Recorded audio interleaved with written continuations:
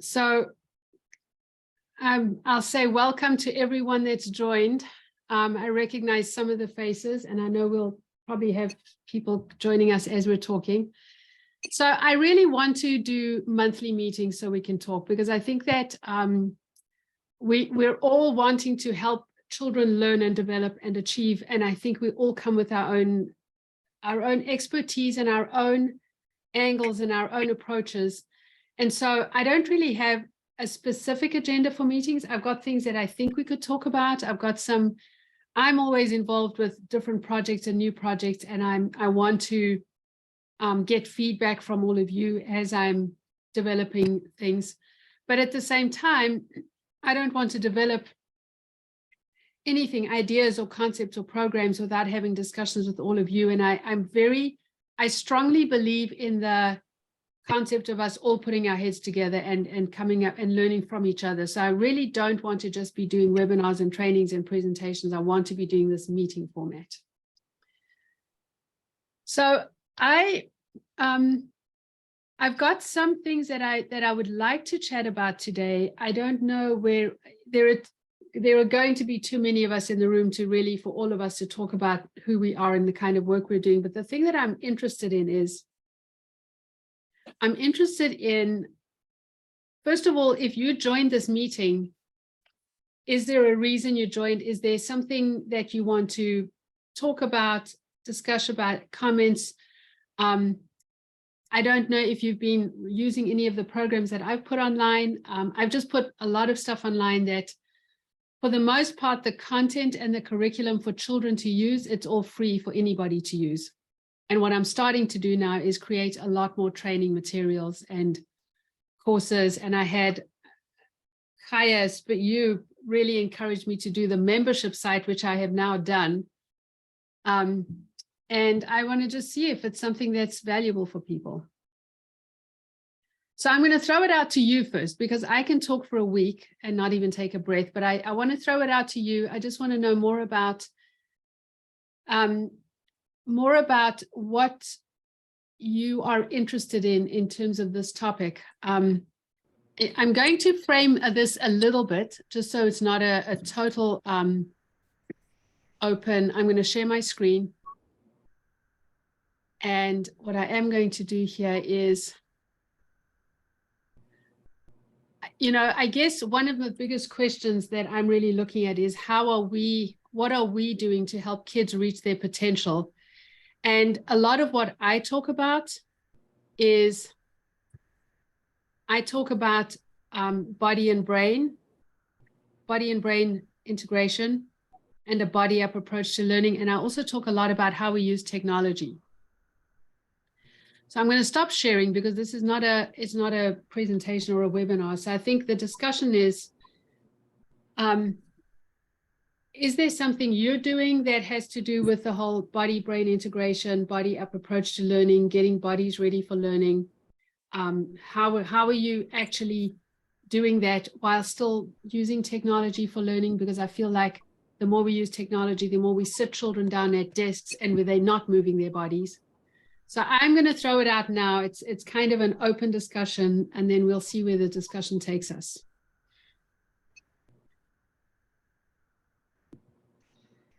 Okay, I can start if that's okay.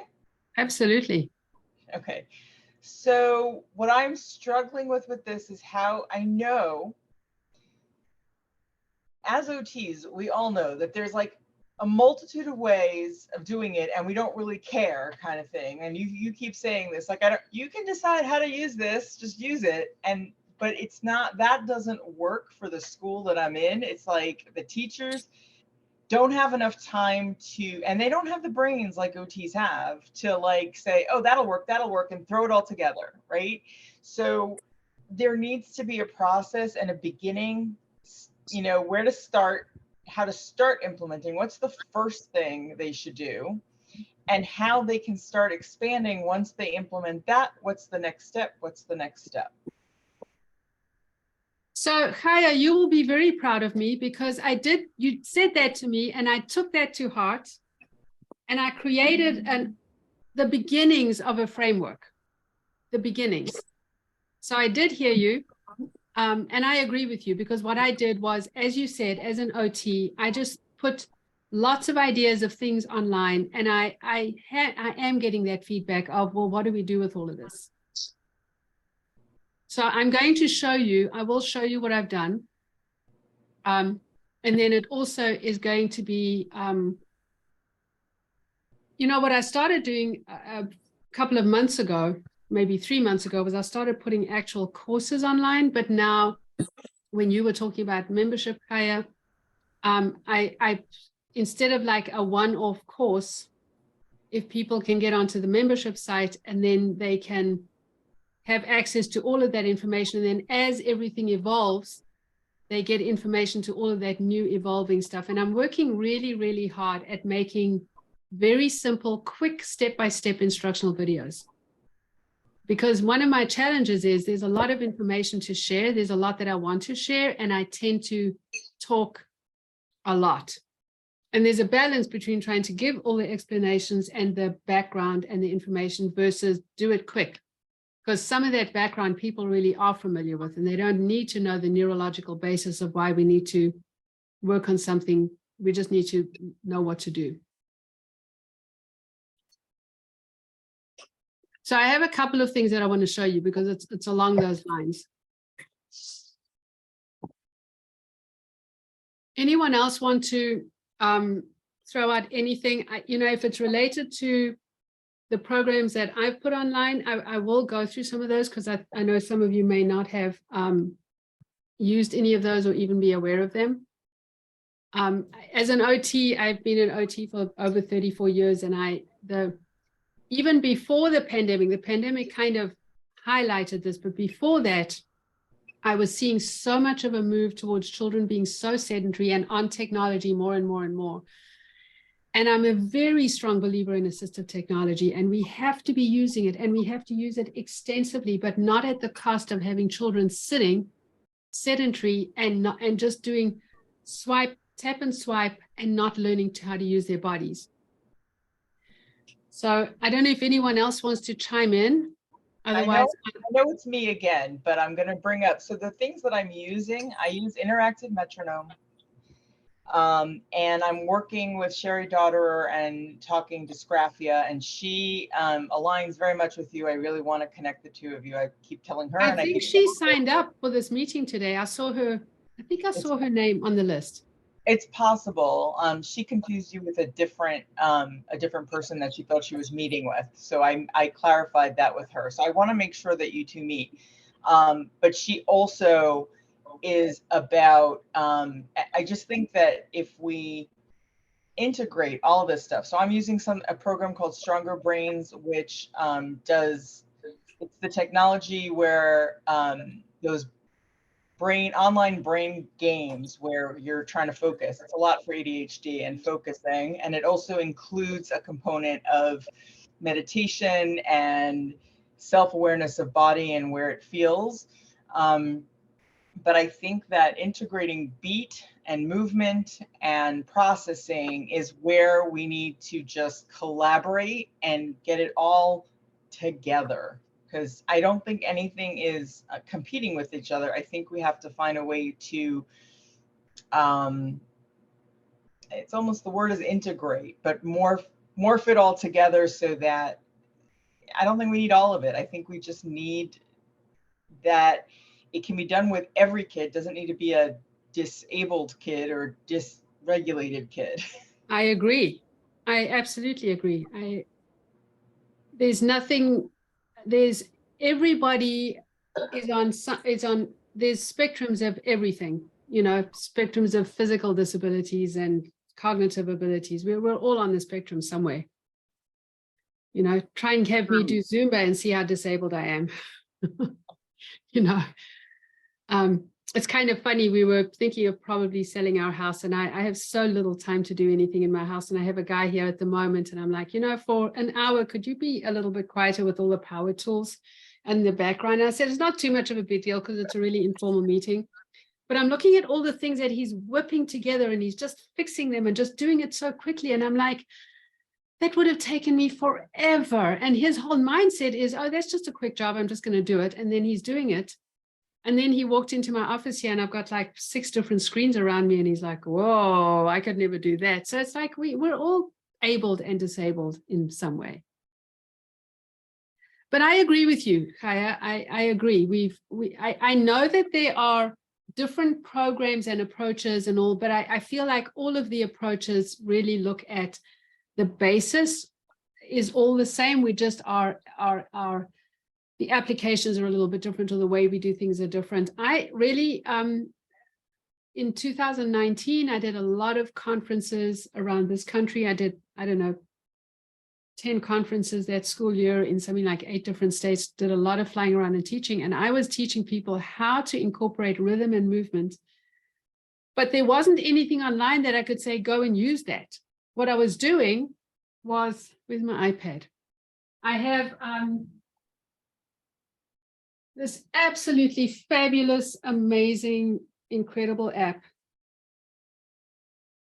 It's called Launchpad, and I don't want to. Have you guys seen Launchpad, anybody?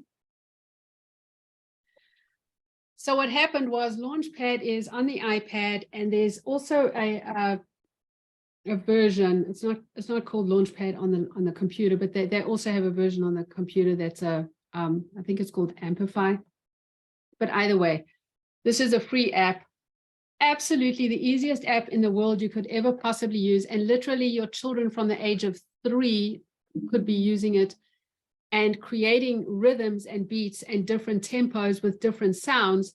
And then I was teaching people how to incorporate rhythm, but there was such a convoluted thing about all the different places that they could go to find ideas or to make their own ideas. And it was just too time and work intensive. Every therapist I know is over busy. I'll tell you something, people like you who are in a webinar like this, and I know some of you are from here, the United States. Some of you are not, I assume. I didn't really look at the list. Who of you are not? Dr. Pooja, where are you from? I'm from India, Mumbai. Mumbai, so you're late there now, right? Yeah, it's 9:30. I mean, 9 p.m. So it's 9:45 right now, yeah. So I would say the people that are in a meeting like this are going to be some of the busiest people, because you guys are not only doing your jobs and doing the work and doing the things you need to do.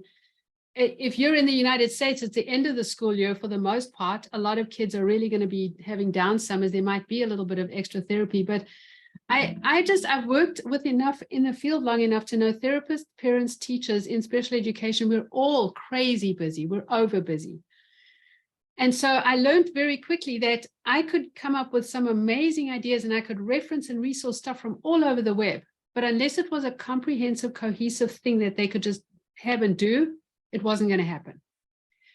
And so what I did was I started putting things online, and Chaya, I totally agree with you. I put lots of stuff online thinking, it's kind of self-explanatory. Therapists are going to know what to do. And it's not true. Mostly because it's my vision and idea, and unless I try and explain that more, it's not really going to be that clear. So I can show you what that is, you guys, unless anybody else jump in, because this is not me showing you stuff. This is us having a discussion.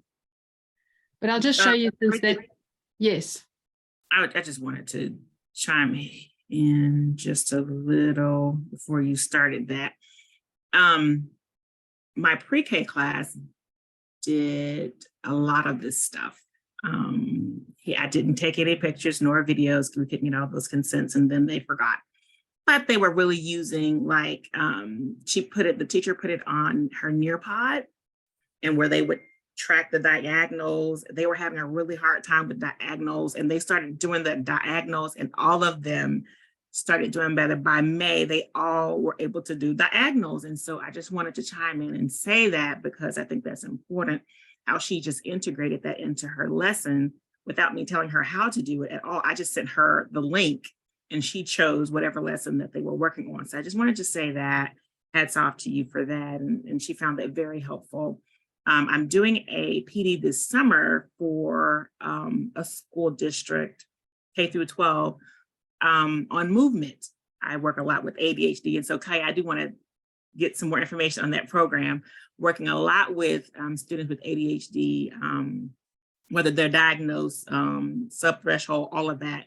All kids need movement, but in my state, we have a whole push towards movement. We had it prior to the pandemic and it just kind of went away. And so I'm trying to kind of bring it back. And so they're asking me this year to do another PD on movement and learning and self-regulation. So one of the things I've noticed that, like you said, teachers don't want to know the background. They don't want to know all that theory stuff. They just want to know what to do. And so that's one of my questions. If you could share anything that kind of give them something to reference. And then two, my higher grades, high school instructors or teachers were having a hard time with movement with that population. Everything was geared toward the younger kids, and those teachers loved it. But my high schoolers were like, our kids won't do that. Yes. What do we do with our older kids? And so Yes. if you could kind of touch on some of that as you're going through your slides. Thanks, Symmetric. What state are you in? Tennessee. Tennessee. And can you tell me how to pronounce your name? Demetric. You said it Demetric. right. Okay. All right. Because I know I've seen your name on lots of things, but I've never quite figured out how to say your name. Yeah. Thank you for that feedback. You know, I have worked for 3 years, hundreds and hundreds and hundreds of hours on this, and it's cost me enormous amounts of time and money and effort, but I just believe in this concept. And so it's getting a lot more structured now. And I'm loving getting these challenges from all of you about, yeah, we like what you have, but you need to do more, which is good because it's making it more structured, not more, but putting it into more structure. So one of the things, I know that there's a lot more structure that's needed, but if you look at, and I know anytime I ever have these meetings, some of you know the work that I've put on and all the work that I do, and some of you have never seen the stuff at all. You just happen to see my post on Facebook. So I'll just show you for my purposes, because I have to keep things in track when I'm actually, and don't worry too much about this, because I don't really use this that much. Occasionally I do it in training, but what I do for me is I have to map out what I'm doing. Like Demetric, I think you were talking about the developmental approach to teaching writing. Because what I did with this is, so I think what I'm saying is I have some very strong structures here, the developmental approach to teaching writing. I have some really strong structures in terms of the way that I teach, and my course online, this developmental approach, I do go through all of this in a lot of detail. So for instance, the pre-writing shapes and forms, I've got the videos online that is exactly what you were talking about, the air drawing, following along the lines up and down. And so I just need to make sure. Oh, you know what? I thought I was sharing my screen. You guys, I'm busy talking and I wasn't sharing my screen. Okay. So anyway, this is my, I'll go back now because I was in the wrong place. What I do is, this is my big, it's kind of my brain and my structure on a big mind map. So everything I do that I talk about is body and brain integration, and then how we use technology. But I know in this format, this doesn't help anybody. This is really my big structure of what I'm doing. And so what I've started doing was I've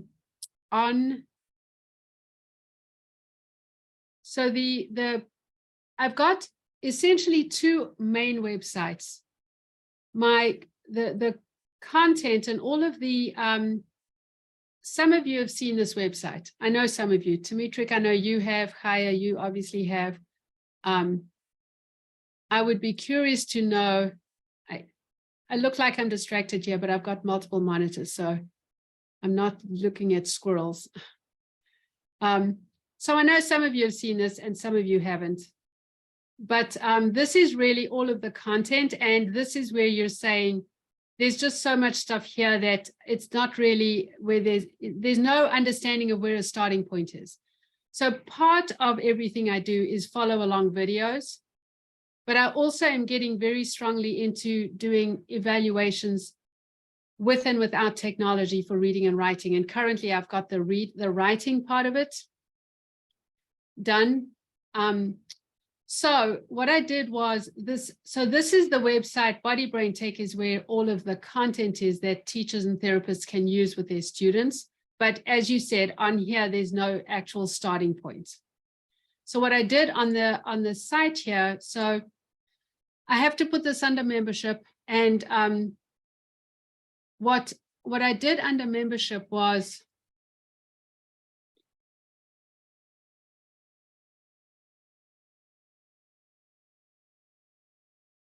I'm starting to do this whole highly structured approach, which means there's a starting point. So I know that there's still a lot of work to do, but if you look at the framework, and again, there will be, my goal is to make very quick teeny quick mini videos about what this all is. But what the framework is that there are, I'll actually show you here real quick on the slideshow.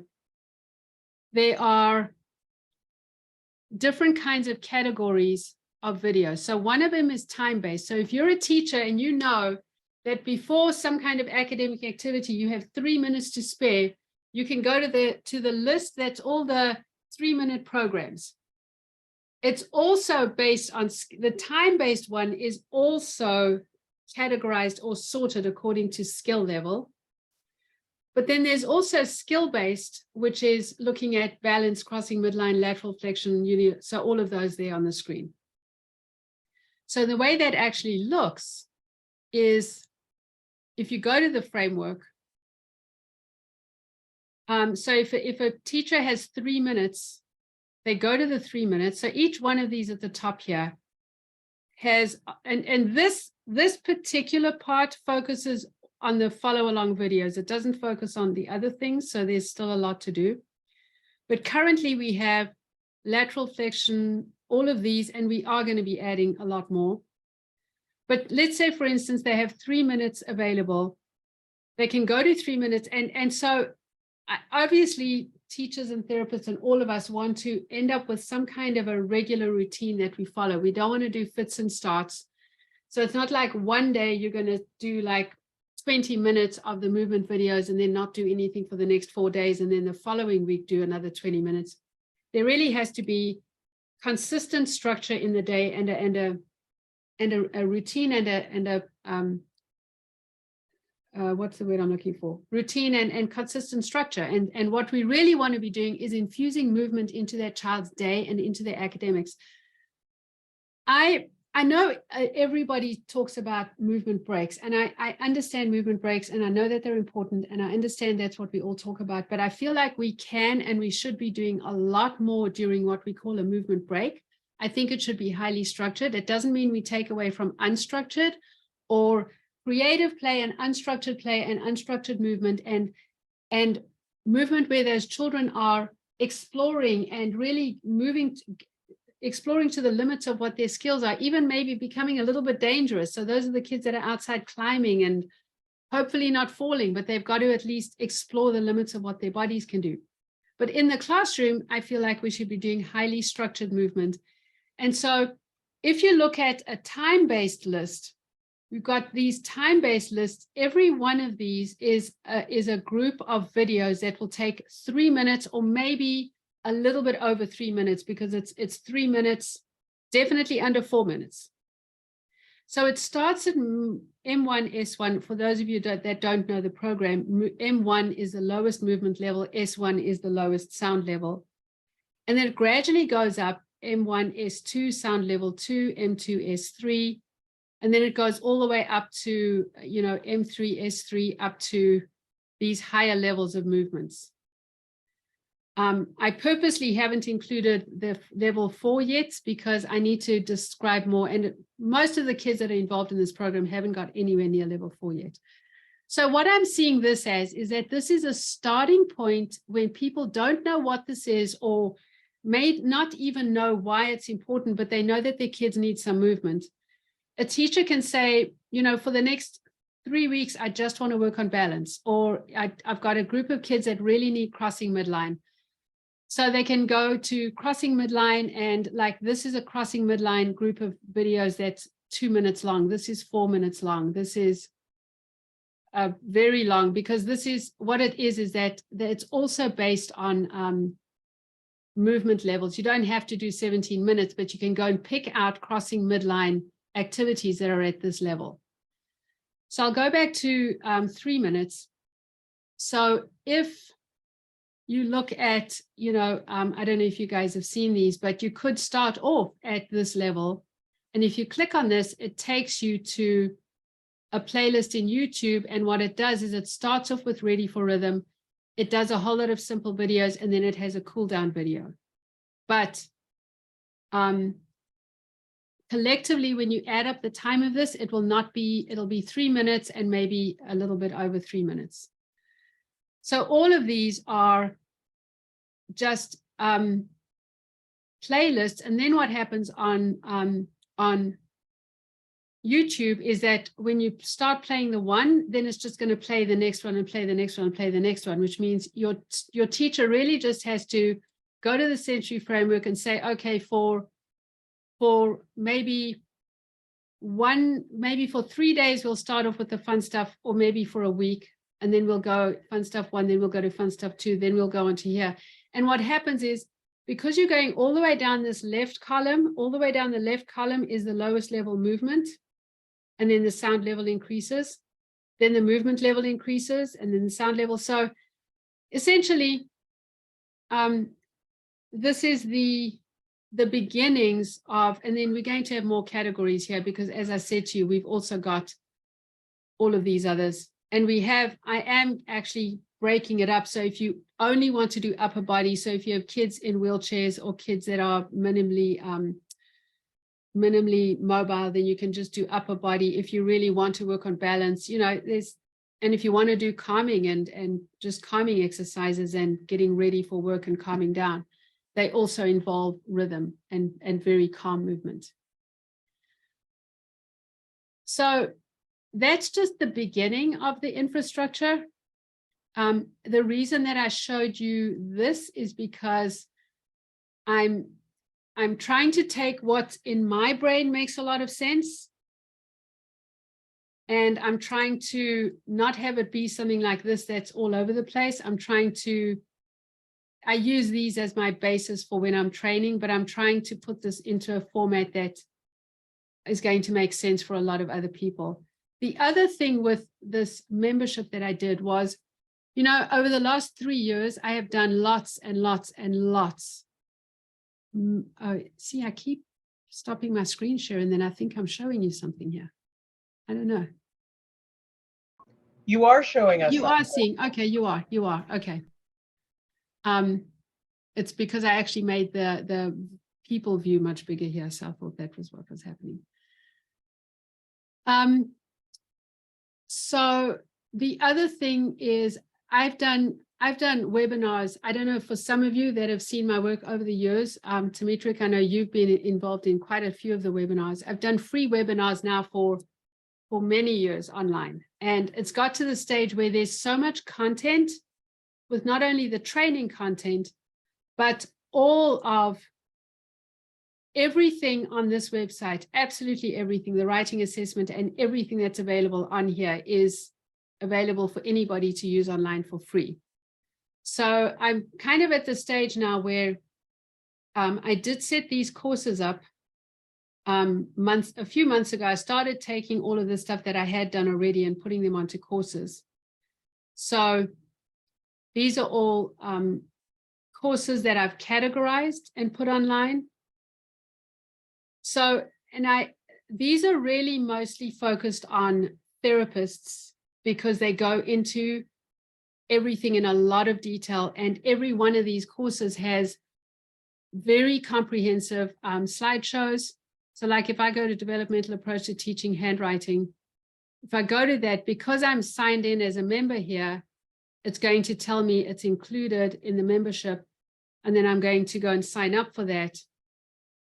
And then I get to go to this, and you'll see here it's got an introduction that has a video, the course outline and curriculum. I am trying to do a lot of flowcharts so that there's step-by-step flowcharts that people can understand. And then there's webinar recordings and slideshows, and then there's all the different stages.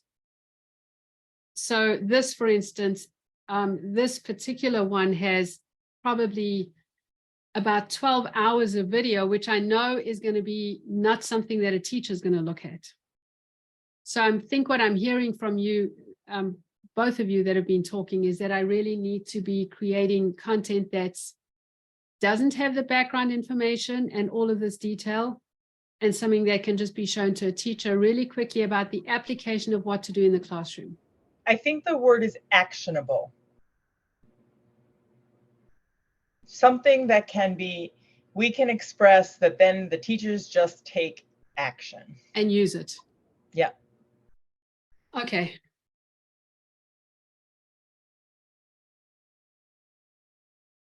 So what I'll do is, if there are some of you, because I do rely on feedback. I like getting the feedback. I tend to be so embroiled in doing all of this, and it all makes sense to me.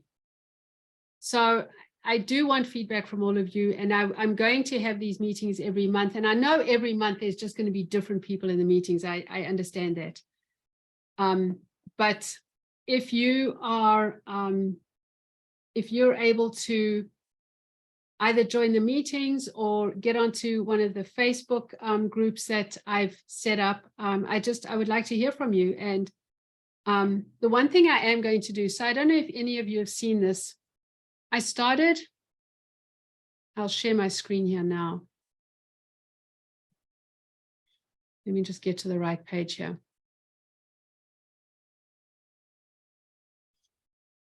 I started on Facebook an international working group, which I just started a short while ago, and I am going to be, we're going to be talking more on this. And what I did was, I've talked about, I've had various webinars and meetings with people where people are, I've got a few people who are wanting to submit information that I can use, because I have moved somewhat away from all my client work, and now I'm really just building this content. So I'm very interested to have information about what you guys are doing in this field. And so that's why I started this group. So we can actually, I'm going to put this onto chat. So what I'm going to be doing is I'll be putting anything additional that I do onto this, and then just asking people for feedback onto that site. Bridget, will you also be sending emails? Because I don't really go on Facebook very much, but I was thankful that you sent out that email, and I just noticed it and popped on because of that. Will you be doing that as well? So, one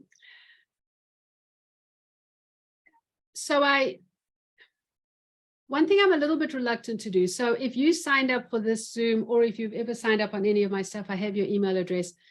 I'm very careful about not sending out just emails to everybody.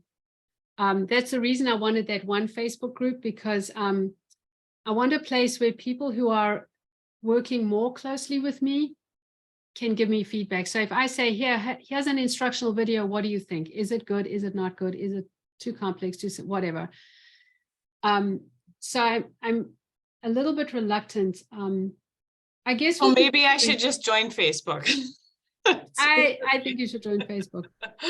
Bridget, Otherwise, another quick thing, Annie, is if you get onto the membership, I would love for you guys to take a look at the membership site. You know what, I have been very, very, very reluctant to charge for any of my stuff for the last 3 years. I eventually put courses on and charged for them, and I'm a therapist. I'm not a business anything, marketing anything. So Chaya is rolling her eyes at me. But I've now put them in, there's masses and masses of information and masses of content. So I've kind of had to do that. So if you are able to get on the membership site, one thing I would say is that if I'm looking for content from parents and teachers and therapists of their children doing some of these things, and I would be more than happy to give you access to that site if I can use some of your content. And I understand privacy, and I understand having to get permission and form. I've got the legal forms that parents can sign, but there are some parents that are quite happy for their children to be used as part of a professional learning experience. I do have a 6-year-old and an 8-year-old of my own kids. Is that something that I could do with them? How I would love that. I would Okay. love that. Because Yeah. I'm really in agreement, with others that have spoken up. I watched I went to the webinar that you did that was free, and it was the developmental approach to teaching writing. And so I'm an AT specialist, and I'm a teacher by trade too.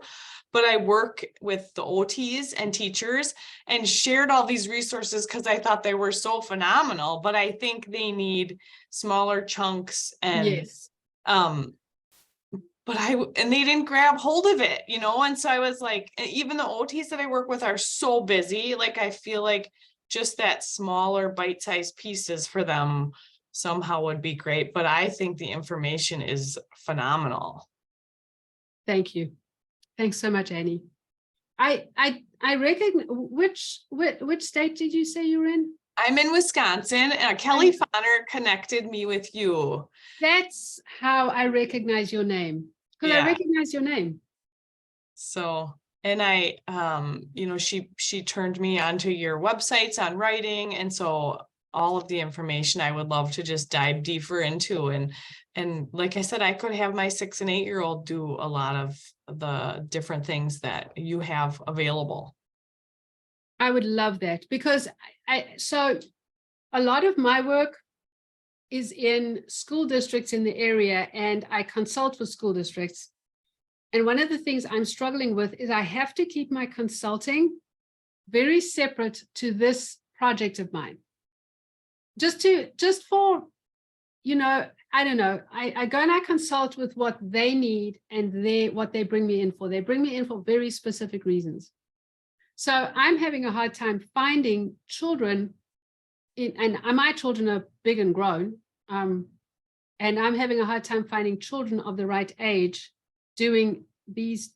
following these concepts in home or school environments. And I really emphasize home and school because I talk a lot about different environments and sensory setups of different environments. And then when we talk about technology use does not just mean sitting at a desk at a table in front of a screen. There are unlimited numbers of different ways we can be using technology and infusing movement and highly motivating activities and things. So Kavina, hi, it's so good to see you. Kavina is from Mauritius, I'm from South Africa. Kavina is from Mauritius, which is a very small island nation east of Madagascar, which is east of South Africa. So I feel like she's my kin, she's my countryman, even though she's from East Africa and I'm from South Africa. But I'm working with people in Mauritius, and one of the people that I'm working with there is a mom. She's a PT and she's a mom of 2 children, and she just sends me videos fairly regularly, and she's like, yeah, of course, use them. Show my kids doing she has videos of the kids following the program, my videos, in her living room, and the kids are loving it. And then all the things that they do and the way they interact with each other. And I love it, because if I had my own kids, I'd be like, okay, come on, time for you to be the model. You're show monkeys. Kavina, we're not hearing you. I know you're not muted, but we can't hear you.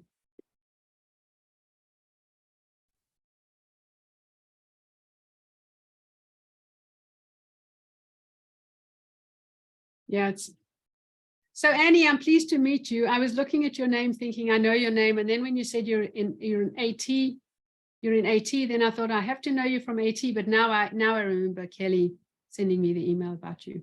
Yes, nice to meet you. And I have this summer off, so I can join Facebook and get my kids using some of those programs. And I really think so I work with 6 rural school districts in Marathon County, and oftentimes people come to me with students that have significant disabilities and they're struggling with writing and just thinking about, I have a couple students in my head that I think, you know, some of these body movement strategies would be so beneficial for them. Well, you know, the one thing I want to work on is I want data to show me that highly structured movement and sound different levels of movement and sound. I want the data to show what the impact is. You know, I've had lots and lots and lots of people say, we love your videos and the kids love your videos. I think that's nice, but there are thousands of movement videos on YouTube, and thousands of them are much cuter than my videos and more engaging and more fun. My videos are very highly structured. There's nothing that I've seen anywhere online that have these very highly structured, very, very highly structured approach. And I want the data. The bottom line of all of this is I want to see this strong focus on regular, repetitive, consistent use of highly structured movement in the classroom or in the home. And I want to see what impact that has on learning. So does it have an impact on enough sensory regulation and neurological? Does it have a neurological impact? So if the child does 3 minutes of very highly focused, highly structured movement, do they sit down and focus more effectively? Do they have as many extraneous movements? Are they sitting with a stronger body core? Are they able to sit up more upright? Do they have increased endurance? Does it really increase the arousal levels in their brain so that they can focus more? And does it increase fine motor coordination? Because we know if we work on proximal control and proximal stability and strength and coordination, it's going to result in distal control. So is it actually going to improve actual handwriting? I get so upset because I'm on Facebook all the time on all these different groups. It's my biggest issue and problem ever, the fact that we talk so much about pencil grip, and then there's all these discussions about, do we have to think about pencil grip or do we not have to think about pencil grip? And then we talk about what kind of paper and all of that. Those are things eventually we have to look at, but we're not looking at what did that child do in the 10 minutes before they sat down to write? What does the lighting look like? Do they have artificial light or fluorescent light? Is there lighting? Where's the angle of the light? What is the sensory environment that child is in? What is their own internal body sensory thing going on? And what's happening in the external environment long before they actually write? So writing is not just writing. We've got to look at everything. So I think that what I want to see is what the data shows. So the one thing I'm working on, and I hope to have, what I really hope to have is the website where a teacher can log in and have whatever their number of students is. So let's say they have 10 or 15 students for a writing or an English class, and they're going to be doing some writing. And so they log in and they open up that page, and then all of their students are listed, and they can select the button that says select all, and then whoever's not there for the day, they just unselect them. And then they choose one of those routines that I was showing you on the framework. They say, okay, for 3 minutes before this writing activity, we're going to do all of these videos, and they go boom, boom, boom. It's not like there's downtime. Teachers don't have to go and look for the next video. So then they do the movement and the sound videos, and the program itself records who the students were, the date, the amount of time involved, the level of which videos they did, and the level of the movement and sound level. And then once a week, those kids do a handwriting or a typing exercise, or even speech recognition or voice recording, but they do some kind of writing evaluation once a week with the same program. And then the program spits out a report that says, this is the correlation over 2 months. The correlation is these groups of kids, or you can do a report for each child. Johnny did these movements, and we could even have a graph of what the increasing complexity of movements are. And I would like to see a corresponding increase in handwriting speed and accuracy or typing speed and accuracy. So that's what I want to see. I'm not spending all of this time and effort creating cutesy videos and ideas and putting videos on just because they're fun or they're interesting or how it's like a movement break. It's so much more than a movement break. And I'm not knocking the idea that we do movement breaks at all. What I'm saying is we don't have time to be doing anything extra unless we know, first of all, we need to know it has a very high likelihood of making a difference. And then once we're actually using that program and doing it with our students, we need to know what the actual difference is. What difference? So for one kid, it could make a very big difference on their arousal levels and focus and attention and their actual stability of their body. For another child, it may actually make a big difference just with their the actual physical fine motor control. They may type at a greater speed because of the motor training component. And it's going to be different for different children. So Kavina it's interesting because Kavina and her group, I'm sorry, because I keep picking on you, Kavina. They have been, their group, oh, we still can't hear you. I'll talk a little bit for you. Her and her group, and I don't quite know exactly your involvement, but the group in Mauritius have just recently done a study on my rhythmic movement program and looking at the effects of that program on reading and writing. And now they're starting with a program, with a study to look at the effects of the rhythmic movement program on writing. So that's the second part, or I think it's a whole separate study. I don't think it's two parts of the same study. I think it's a separate study. And I'm sorry, Kavina, I'm talking to you. It is going to be published, right, Kavina? It's going to be. Yeah, sorry. I know you probably want to be able to talk.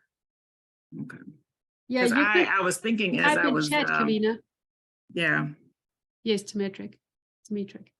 As you were talking, I was just thinking I've not seen this site since you've kind of restructured it. I like how it's set up. And so I will visit it because I will be sharing that this summer with the teachers. But perhaps as you stated, those items that you're looking at, if you could put that in some kind of pre-post evaluation or something, that would be great for teachers to kind of look at and track, because I would imagine I could ask a class or two or whomever want to participate. I'll be delivering this presentation in July. So they'll have time to go to the site and look at it and see if they want to participate, and then continue to track them if they want. So you can have that data, but they I would love to have that data.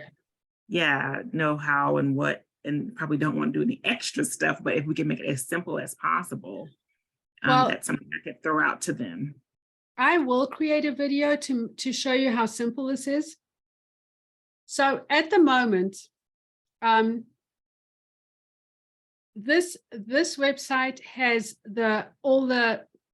for now, it has a lot to do with the follow along videos and different parts. There's all kinds of different parts of this program, which I know I'm planning on doing a lot more information. And I'm hearing what you're saying, because I've got on these courses, there's a lot of information, plenty of information, but it's hard to know how to break. It's hard to know how to give a lot of information without it being long and laborious.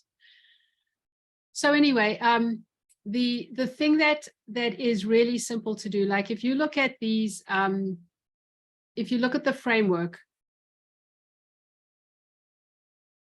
if you look at something like these 3 minutes, or let's look at crossing the midline. So this is crossing the midline, and it's a 4-minute lot of videos.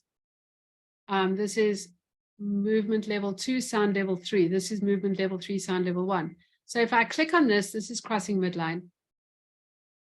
This is only 2 videos, but each one is longer. So then, actually I would have, You know, I don't have anywhere enough members on my YouTube to actually have ads. So I don't know who else is putting ads on these videos of mine. Makes me nuts. It really does make me crazy. So you'll see, I need to just make sure that my sound is being shared.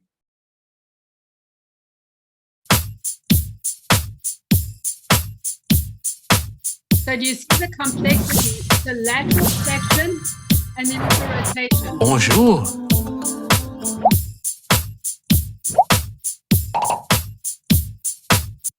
And you do have the option of playback speed at a lower speed. If you need to grade it.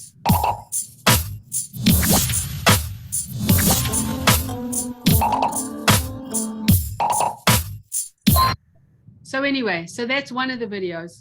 Bridget, is there a way you can host this not on YouTube so that you don't have the issue with ads?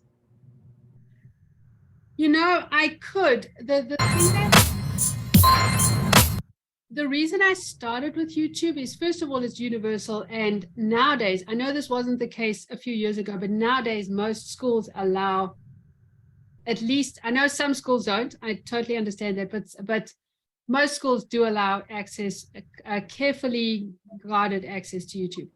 Also, I was really hoping to get enough people on the videos that it could just all be funded by ads, and then I wouldn't have to charge, because I would love to have a program that I can provide freely available to absolutely anybody and do all the training and really not charge for anything, because I really want to be an OT. I don't want to be a business person at all. I just can't keep doing it forever and not charging anybody anything, because it's an issue. So it is, I think what we're going to. You could do both. Yeah, I think it's still just trying to figure out how it all works and how to make it. When I say you can do both, is you can host it in 2 different places. You can keep it on YouTube, but also host it somewhere else for access without the ads. Yes, and if I did that, I would have to make that part of a subscription site. Correct.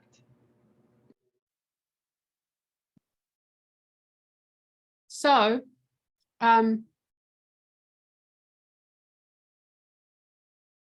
so then what your teacher could do is each day, you know, if they're going to work on crossing the midline for a whole week, each day they can start off, you know, obviously starting off with the lowest level is important, and then just keep going down with the complexity. And then the reason that, I mean, I feel very strongly about writing assessment. And this is a very simple way of evaluating writing. And once your student knows how this works, it's very simple and they're going to know what to do with it.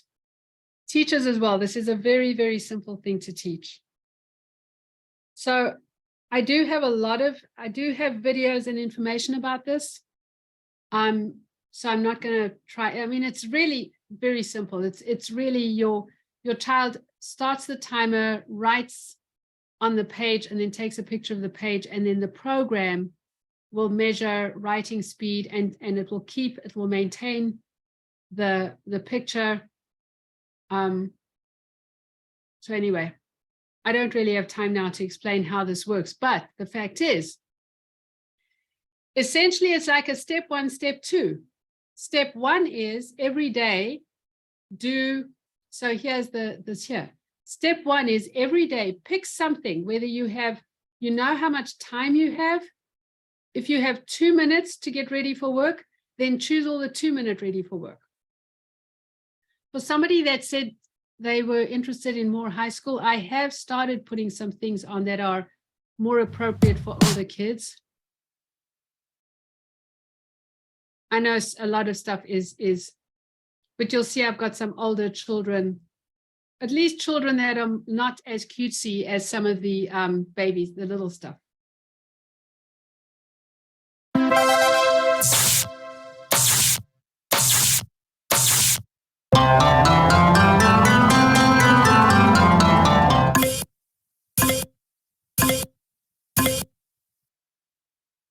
So the bottom line is your teacher takes one of these categories up here, works through those sequences and the routines, and then once a week, do a handwriting test using the site. And that it's not an automatic correlation. That's what I'm working on, is I'm working on this and the testing all being part of the same site. And I want it to be as seamless as possible for teachers. Because what I want is I want teachers to be able to just, once their students are in the system, choose it could be like, fourth period English. So the teacher goes and chooses fourth period English. That's the list of students that are in that classroom. Select all the students, literally just a quick checklist, or just deselect the ones that are not there. Choose your routine that you're doing for the day. Let them follow that routine for 2 minutes or 3 or 4 minutes or however long it is. And then every Friday or once a week, have them do a writing test. And once the kids know how it works, they need any device. It doesn't matter what the device is. They literally sit down with their pen and paper. They hit the start button. And then they hit the stop button when they're done and take a picture of their page. And then that teacher at the end of every month or 2 months or whatever can go, and they've got all those kids' handwriting samples. They've got all the work they did. They've got all the movement that they did. And there's a correlation of how much the highly structured movement actually made a difference with their writing. That's the goal. I'm hoping to have that system, that automatic system set up June, July, August, maybe September. Bridget, Yes. do you see an application for this with homeschooling situations? We've seen such a decrease in our public enrolled students in our region. And I am working with lots of homeschooled families. Many of them are virtually educating their children in this region, but I see that this would be useful for my parents that need more structure in their day, something to supplement, their ability to observe the outcomes in their children. And also something that, helps to increase their awareness of the importance of recognizing kind of the impact of leaving public school, and making the decision, to homeschool your children, and that homeschooling your child requires a different level of responsibility and integration in and of itself. So I've moved myself out of public school work, although I have therapists out in the schools. I've kind of moved myself back into my clinical facility and practice with my private clients. As I look towards the future. And I do see that there's just more and more and more of that population where we're needing to educate parents on the importance of their teaching methods. I 1,000% agree. Absolutely 1,000% agree. And I think one of the things I see, and my daughter is now 23, and she's given me full permission to talk about her in my professional trainings and talks. She has Asperger's syndrome, and I was a therapist and a parent of a child with special needs, and so I was a fanatical home therapist for my own child, because I'd worked with so many children for so many years, and now my child was having significant issues with every possible thing that a kid with her IEP documents, the 15 the criteria, the 15-point criteria, she got 14 out of the 15. So it was like, yeah, she definitely qualifies based on autism. but anyway, and she's come so very far. But you know what I think I see happening? The reason I'm saying that is because I am very keenly aware of the challenges from a home-based approach, home-based teaching and training, because even though my daughter was in public schools and I worked very closely with her educators and the teachers, I ran a very, very full program here at home. But I think what we're seeing as we move more and more and more into the technology, I feel like people feel like the more technology they can set up and the more programs and the more apps, all the handheld devices, apps, the more apps we can give kids and the more they can work on this program and that technology. I don't think people really understand the very significant need for the whole neurological basis of what happens with learning. They just don't. And it's so Well, interesting. I do, if I can speak to just the integration of music and dance, and voice. I'm so far away from discussing, the neurological foundations of our practice with parents. They just know that they bring their children because it works and because we help them. I've found that it, through the care of my own children as well, I went, from neonatal early intervention practice into school-based practice for 28 years. So I'm, my oldest is 28 and the youngest is 22.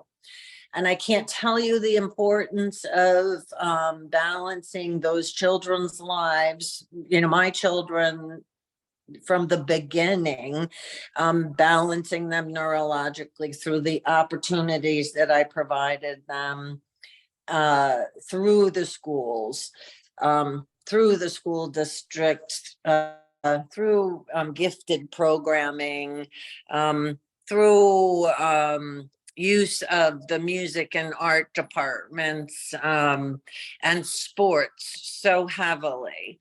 And I do think that, these opportunities for children have been lost through COVID. I don't know if they've been regained, but our research lies, even prior to what we already know. We know that music integrates, and we know that art integrates, and we know that physical well-being integrates with our mind. So what I can suggest to you, Bridget, is to get involved with your doctoral level programming. I have been a mentor here for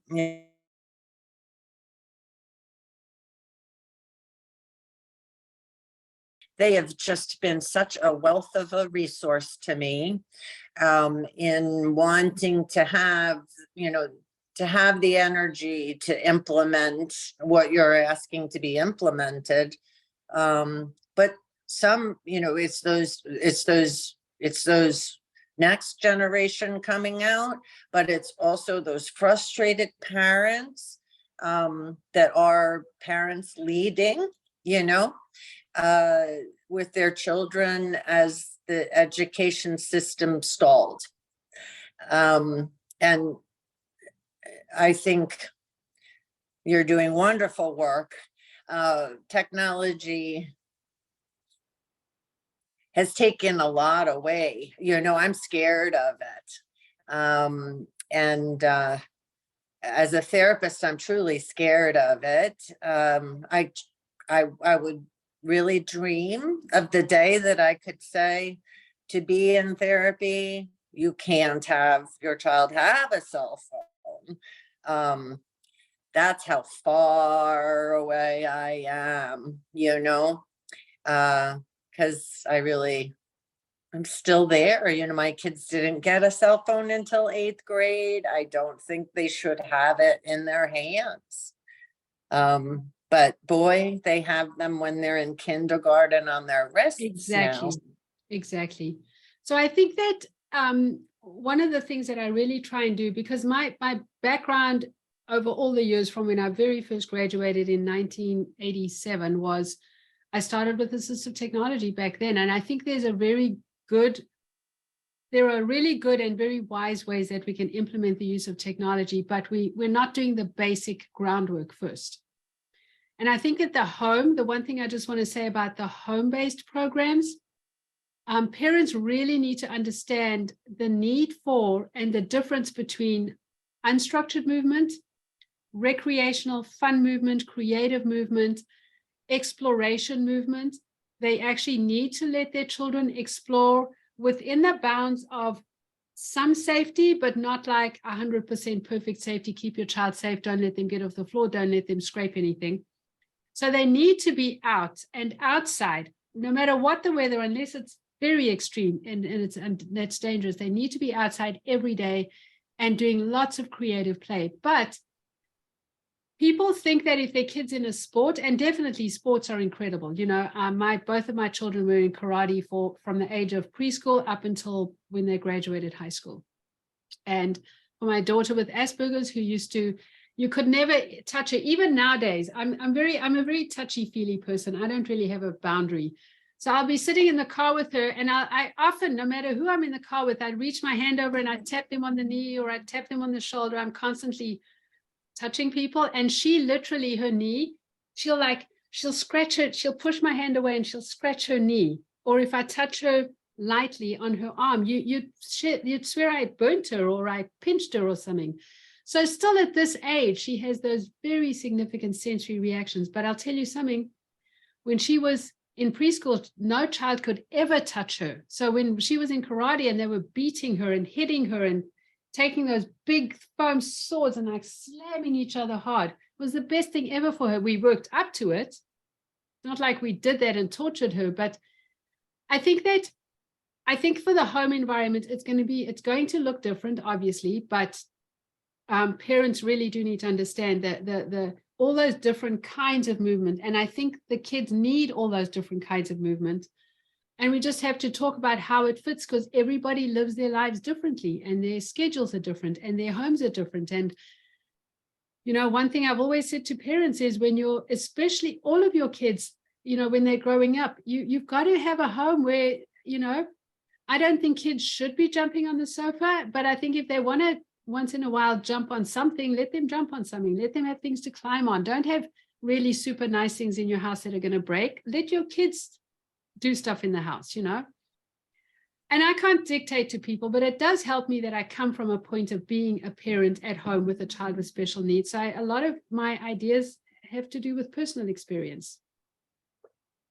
So anyway, we're going to finish off now because we did say this was going to be an hour, but I love having the discussions with you guys. I really do. It just makes, you know, I'm sitting in an office here working kind of by myself, and it just makes it more human and more personal. And I love having people from India and Mauritius and any other countries.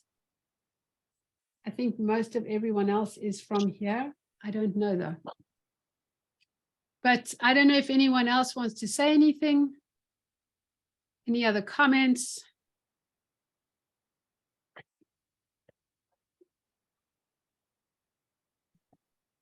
Kaya, I know you have stuff to say. I can see it's like you've definitely got stuff to say. You don't have to say anything. I'm just saying thank you. I can see your brain. I'm just thanking you because I agree with you and I enjoy this. Yeah, I enjoy the discussions. I concur. Thank you so much. I've used this stuff during pandemic and it was great.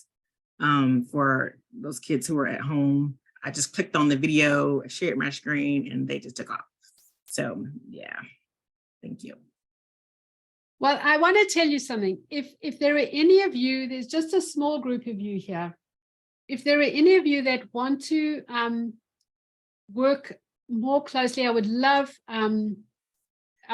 to get, you know, Annie, I would love to have your children doing some of this. Honestly, I really would. I get onto that Facebook group. So Annie, you're not on Facebook at all?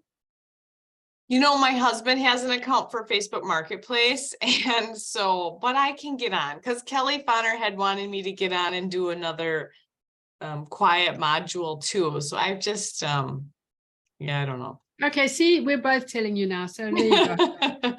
So I will get on and I will message you and see, what I can do.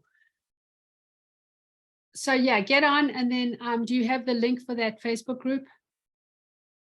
It should be in your, oh, you sent it, right? In the chat? I put that in. It's in the chat. Yep, I do have it. Thank you. Yeah. So yeah, Kaya, I agree with you about creating a separate email list for categories. We could do that.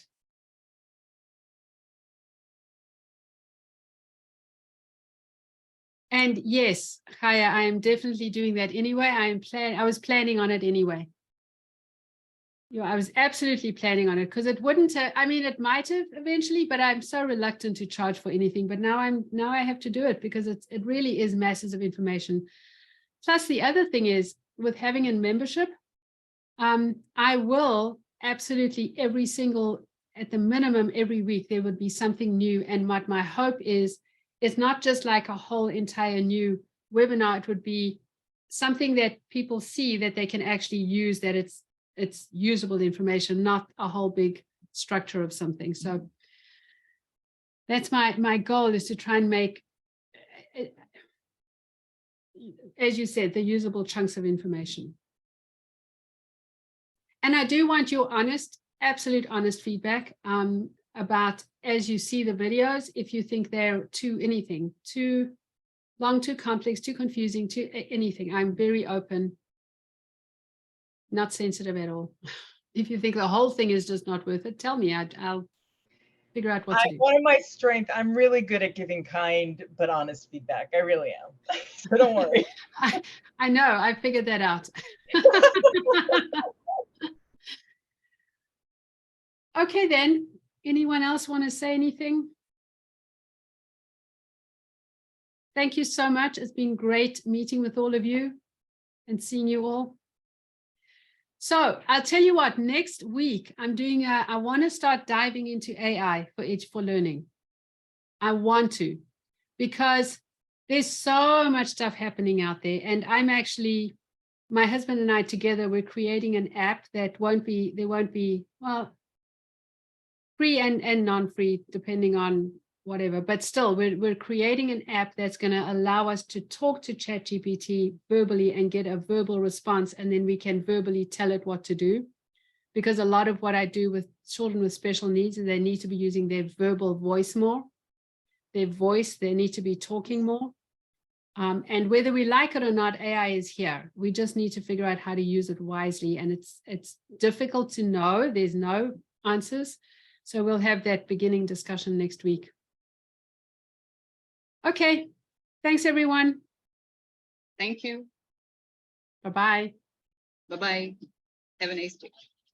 Thanks.